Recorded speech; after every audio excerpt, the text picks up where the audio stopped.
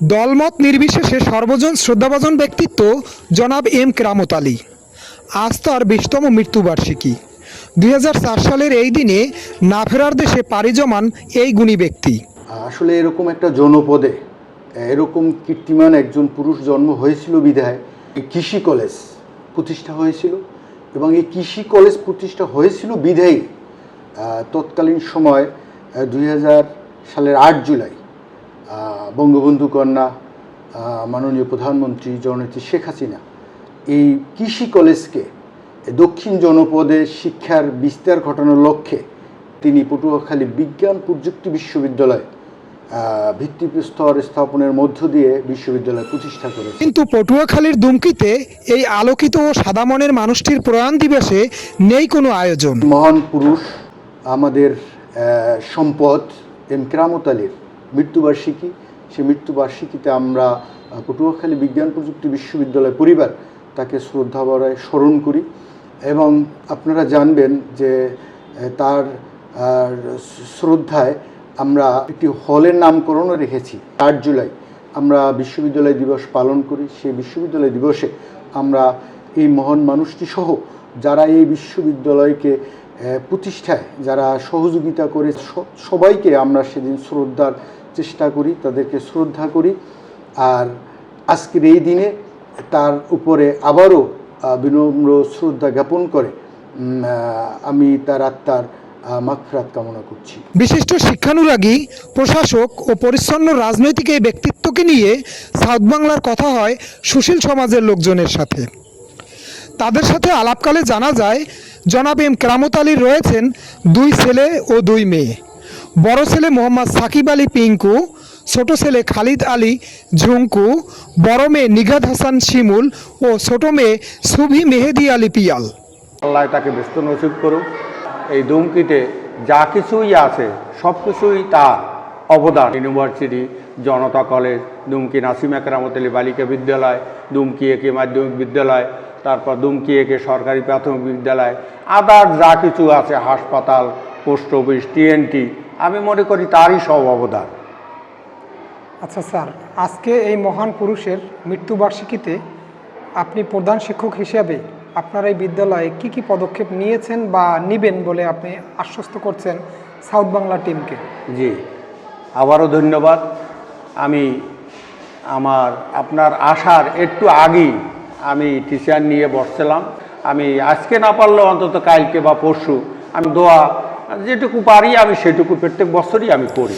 দুমকিতে কৃষি কলেজ, বর্তমানে পটুয়াখালী বিজ্ঞান ও প্রযুক্তি বিশ্ববিদ্যালয়, জনতা কলেজ, দুমকি নাসিমা কেরামত আলী বালিকা মাধ্যমিক বিদ্যালয়, দুমকি আব্দুন্নেসা খাতুন মডেল মাধ্যমিক বিদ্যালয়, দুমকি আব্দুন্নেসা খাতুন সরকারি প্রাথমিক বিদ্যালয়, দুমকি রেজিস্টার্ড প্রাথমিক বিদ্যালয়, দুমকি ইসলামিয়া সিনিয়র মাদ্রাসা, টিএনটি, সাব পোস্ট অফিস, উপজেলা স্বাস্থ্য কমপ্লেক্স, জেলা পরিষদ ডাক বাংলো, মডেল পাঠাগার, দুমকি থানা কমপ্লেক্স সহ অসংখ্য প্রতিষ্ঠায় অসামান্য অবদান ছিল এই ব্যক্তির। এখনকার এখানের ল্যান্ডলর্ড ছিল মীর মোফাক্কার আলী এবং কেরামত সাহেব, এদের সাথে ভালো সম্পর্ক ছিল। তো আমার জানা মতে তিনি একজন অত্যন্ত মেধাবী স্টুডেন্ট ছিলেন এবং অত্যন্ত গরিব ঘরের সন্তান ছিলেন। কারণ তিনি ক্লাস 4 থেকে অন্যর বাড়িতে থেকে পড়াশোনা করে মানুষ হয়েছেন এবং এসএসসিতে তিনি 2য় প্লেস পেয়েছেন এবং এইচএসসিতে তিনি, আমি যতটুকু জানি, 7ম প্লেস পেয়েছেন। এবং তৎকালীন সময় তার মতো মেধাবী ছাত্র আর এদিকে ছিলেন না। এবং তারই প্রেক্ষিতে তিনি সিএসপি অফিসার হয়েছেন এবং ম্যাজিস্ট্রেট থেকে শুরু করে তিনি বিভাগীয় কমিশনার, সচিবদের সচিব, মুখ্য সচিব এবং মন্ত্রী পরিষদ সচিব হয়েছেন। এবং তৎকালীন আমলে আমাদের বরিশালের যে মেডিকেল কলেজ এবং বরিশালের উন্নয়ন, এগুলি তার মাধ্যমেই হয়েছে। 79 সালে উনি ক্যাবিনেট সেক্রেটারি, এখানে খাল খনন করলেন। তখনকার রাষ্ট্রপতি আসলেন, তার আগে থেকেই এখানের উন্নয়ন শুরু। আর তারপরে এই যে বিশ্ব রোড, মোনায়েম সাহেব ছিলেন বাউফলের, ওনার মাধ্যমে এই আমাদের এই যে ইউনিভার্সিটির দক্ষিণ পাশে যে রাস্তাটা গেছে, এইটা ওনার অবদান। তারপরে এখানে কৃষি কলেজ, তখন বেসরকারি কৃষি কলেজ, পরে সরকারি হয়েছে এবং এটাকে কেটে নেওয়ার জন্য অন্যত্র চেষ্টা চালানো হয়েছিল। পরবর্তীতে ওই মুনিম সাহেব যেহেতু তাকে রিকোয়েস্ট করার পর তিনিও অর্থমন্ত্রী ছিলেন, অর্থমন্ত্রী থাকার পর তিনি এখানে এটা রেখেছেন। এবং এই কৃষি কলেজকে কেন্দ্র করে তখন জাতীয় পার্টি ক্ষমতায় মনে হয়, ওরা মারামারি করে, রেজাউল ভাইটি আরও যারা ছিল, তখন এখানে যারা এলিট পারসন, মোফাক্কার আলী, মাতুমিয়া, এলালউদ্দিন শিকদার, তারপর আরও যারা ছিলেন তাদেরকে নিয়ে বললেন যে আসলে তারাই বুদ্ধি দিলেন যে স্যার এখানে যেহেতু কৃষি কলেজ করেছেন, ওরা ছাত্র রাজনীতি করে মারামারি করে, স্যার এখানে একটা পুলিশ ফাঁড়ি দরকার। তো পুলিশ ফাঁড়ি, তো ঠিক আছে আমি স্বরাষ্ট্র সচিবকে বলে দেখি। তারপরে সে পুলিশ ফাঁড়ি হলো। এরপরে পুলিশ ফাঁড়ি 2001 সালে মাননীয় প্রধানমন্ত্রী ঘোষণায় সেটা উপজেলা পরিষদ এবং উপজেলা কমপ্লেক্সের উপর রূপান্তরিত হলো। আর পুলিশ ফাঁড়ি থেকে একদম প্রথম শ্রেণীর থানায় উন্নীত হলো। আর সেই কৃষি কলেজ সেটা এখন ইউনিভার্সিটিতে রূপান্তরিত হয়েছে। আর যত উন্নয়ন, এই দুইটাকে কেন্দ্র করে আমাদের দুমকির উন্নয়ন হয়েছে। তো এক্ষেত্রে আমি মরহুম কেরামত আলী স্যারকে শ্রদ্ধাভরে স্মরণ করছি এবং তার বিদেহী আত্মার প্রতি মাগফিরাত কামনা করছি। কারণ উনি যদি দুমকিতে জন্মগ্রহণ না করতেন, আমার মনে হয়, আমার এখনও মনে আছে সেই 82-83 দিকে, তারও আগে 78-77-78 দিকে, যখন মাত্র 7খান ঘর ছিল খ্যারের দুমকি বাজারে, এবং মাগরিবের আজান হলে ল্যাম্প দিয়ে ওই দোকানদাররা বসতেন। মাগরিবের আজানে পরে দোকানগুলো চলে যেত। সেখান থেকে সেই 7খান খ্যারের ঘর থেকে আজকে দুমকি শহরে পরিণত হয়েছে। তো এটার মূল সূতিকাগার আমার দৃষ্টিতে মরহুম এম কেরামত আলী। তো আমরা শ্রদ্ধাভরে তাকে স্মরণ করছি এবং তার মতো মানুষ আমরা গড়ার চেষ্টা করতেছি। হয়তো পারবো কিনা জানি না। বহুমুখী প্রতিভার অধিকারী এই মহান ব্যক্তি শুধু দুমকিতেই নয়, 1969 সালের 1 জানুয়ারি পটুয়াখালী মহকুমাকে জেলায় উন্নতি করেন।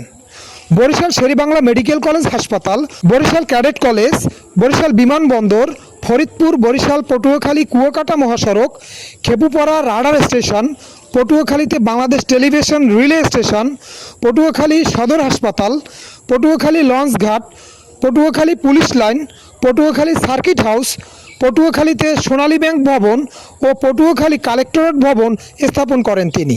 গভীর রাত্রে উনি কোরআন তেলাওয়াত নিয়ে ব্যস্ত করতেন এবং এই কোরআনকে রিসার্চও করেছেন ইংলিশে।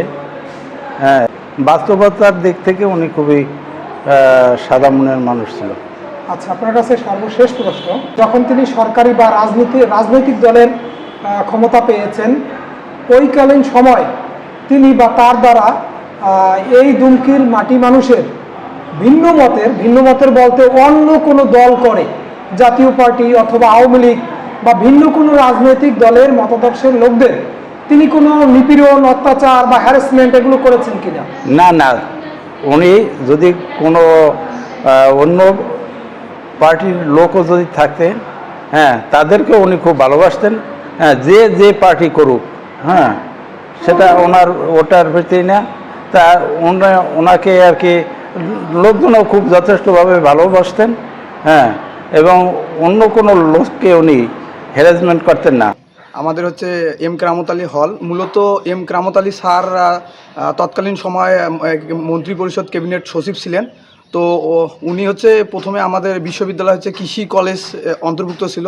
তো উনি আমাদের এই কৃষি কলেজকে পরবর্তীতে আমাদের এই বিশ্ববিদ্যালয় হয় এবং পরক্ষণে ওনার নামের স্মরণে আমাদের এই বিশ্ববিদ্যালয়ে এম কেরামত আলী হল নামকরণ করা হয়। উনি অত্যন্ত সাদা মনের একজন ব্যক্তিত্ব ছিলেন।